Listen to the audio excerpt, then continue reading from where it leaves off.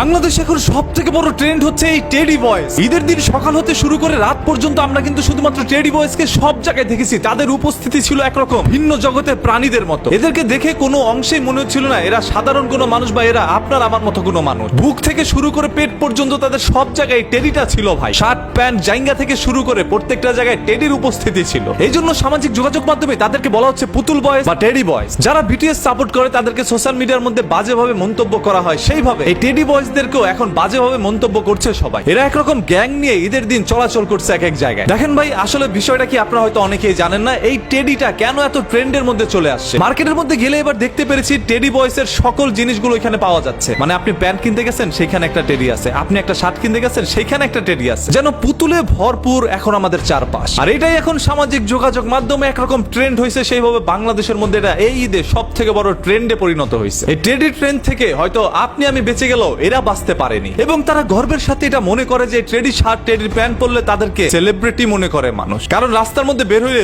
অসংখ্য মানুষ তাদের দিকে তাকিয়ে থাকে, আর এতে করে ভেবে নেয় তারা অনেক ফেমাস বা পপুলার হয়ে গিয়েছে। আসলে তারা জানেই না যে টেডি শার্ট আর প্যান্ট কিভাবে বাজারের মধ্যে আসলো। গত বছরে ঈদ গিয়েছে, রমজান মাসের মধ্যে অসংখ্য ব্যবসায়ী তাদের শার্ট প্যান্ট গুলো বিক্রি করতে পারেনি। কোথাও কোথাও ফুটা বের হয়েছিল ওই শার্ট প্যান্ট থেকে। সেই সকল রিজেক্ট জামা কাপড়ের মধ্যে তারা একটি পরিকল্পনা করেছে, ওইখানে একটি পুতুল বসিয়ে যদি বিক্রি করা যায় তাহলে হয়তো একটু ইউনিক কিছু চলে আসবে বাজারে। যেমন চিন্তা তেমনই তাদের কাজ। মনে করেন একটি শার্ট এখানে ফুটা হয়ে গেছে, ওইখানে একটা টেডি লাগিয়ে দিচ্ছে। একটি প্যান্ট ফুটা হয়ে গেছে, ওইখানে একটি টেডি লাগিয়ে দিয়েছে। পুরাতনকে নতুন করে তারা আবারও সাজিয়ে মার্কেটের মধ্যে তুলে দিয়েছে, আর সেটা রমরমার জমজমাট ব্যবসায় পরিণত হয়ে গিয়েছে বলে অনেকেই মনে করছেন, আমি করি না। আমার কাছে মনে হচ্ছিল বস্তি থেকে উঠে আসা সেই সকল গ্রামের চাস্তো ভাইরা এই সকল টেডি শার্ট প্যান্ট পরে সমাজের মধ্যে ঘুরে বেড়াচ্ছে, এবং নিজেরা নিজেদেরকে সেলিব্রিটি বা পপুলার ফেমাস হিসাবে দাবি করে মেয়েদের সাথে প্রেম প্রীতিও করছিল তারা। আমরা দেখতে পেরেছি এই ঈদের মধ্যে অসংখ্য পুতুল বয়েজদের মানুষের কাছে হেনস্থা হতে। তবে এটা কখনোই আমাদের কাম্য নয়। এরা উভয় একজন মানুষ, এদেরকে মানুষ হিসাবে আখ্যায়িত করতে হবে। এদের প্রতি মানবতা সহানুভূতি দেখাতে হবে। এরাও তো স্বপ্ন দেখে ভাই একদিন পুতুল হবে। এখন আসি মূলত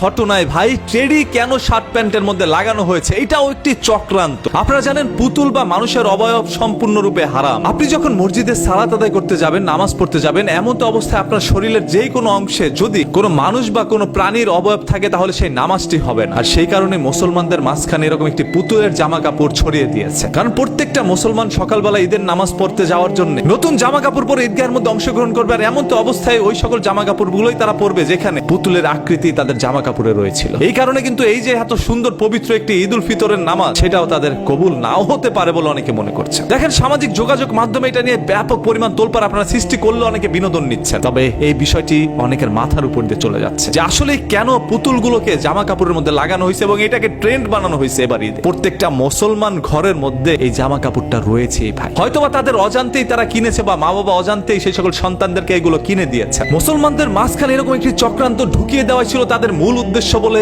এইটাও অনেক আলেম মাওলানা মনে করছেন। দেখেন, আমরা সাধারণ মানুষ অনেক কিছু দেখে শুনে বুঝতেও পারি না। আমরা সেগুলোকে পরে যে কোনো সময় মসজিদের মধ্যে চলে যাই নামাজ পড়ার জন্য। তবে আপনার নামাজটা সেগুলো পরে কি হবে কিনা সেটা কখনো ভাবিও নাই। যখন এগুলো একটু চিন্তা করি তখন ভিতর থেকে সবকিছু চুপসে যায়, আর কোনো শব্দ বের হয় না মুখ দিয়ে। আসলে কোন ধরনের চক্রান্তের শিকার হয়েছি আমরা সেটা নিজেরা কখনো চিন্তাও করতে পারি নাই। আজকে আমাদের চারপাশে এরকম পুতুল বয়েজ গুলো ঘুরে বেড়াচ্ছে, তাদের অজান্তে তাদের মাঝখানে এরকম একটি বিষয় ছড়িয়ে দিয়েছে। অসংখ্য টিকটকাররা এই ধরনের জামা কাপড় গুলো কিনে থাকে। আর আপনার আমার সমাজ এলাকার মধ্যে ভদ্র ঘরের অভদ্র সন্তানগুলো এই ধরনের জামাগুলো সব থেকে বেশি কিনেছে। আবার তাদেরকে দেখে এখনকার ইয়াং মেয়েরা ক্রাশ খেয়ে যাচ্ছে ভাই। সেই পুতুল দেখে ভাই এমন ক্রাশ খাইছেন। তবে পুতুলের আকৃতি কেমন সেটা আপনারা অনেকেই জানেন। কারো কারো শার্টের পুতুলের আকৃতি অনেক বড়, আবার কারোটা খুবই ছোট। এই জন্য ব্রেকআপ হচ্ছে অসংখ্য প্রেমিক প্রেমিকার জীবনের গল্প। এখনকার মানুষ কোনো জিনিস ভাই একটু ডিপলি চিন্তা করে না, গভীরভাবে কোনো কিছু নিয়ে চিন্তা করে না। যদি গভীরভাবে চিন্তা করেন তাহলে এই ধরনের জিনিসগুলো আপনার আমার সামনে বেরিয়ে আসবে। তখন শুধু ভাববেন আর কাঁদবেন, কি করলেন জীবনে। বছর শেষে একটি ঈদের নামাজ চলে আসে। সেই ঈদের নামাজটাও কি সঠিকভাবে পড়েছেন কিনা, সেই ঈদের নামাজটা সঠিকভাবে আদায় করতে পেরেছেন কিনা, বা কোনো কারণে আপনার ধারা সেই নামাজটা হয় নাই, সেদিকে